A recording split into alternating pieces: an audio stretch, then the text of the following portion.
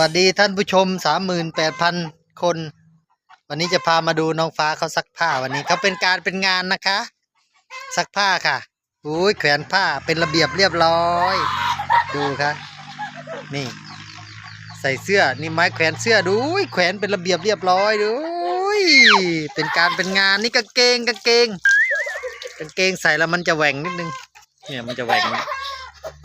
นี่ฝีมือน้องฟ้าวันนี้ทำงานนะคะเป็นงานแต่พื้นนี่เละตุ้มเป๊ะเลยโอ้โหเป็นศิลปะมากเลยแขวนเสื้อบิดก่อนบิดเอวนะไม่ใช่บิดผ้า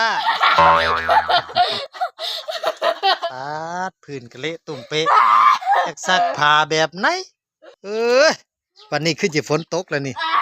ตกใหญ่เลยแหละหนาวงี้ฝนตกขึ้นเลยแหละวันนี้โอ้ใส่ยังไงเอาเลยได้บัดนี้ตกใส่ขี้ดินแล้วบัดนี้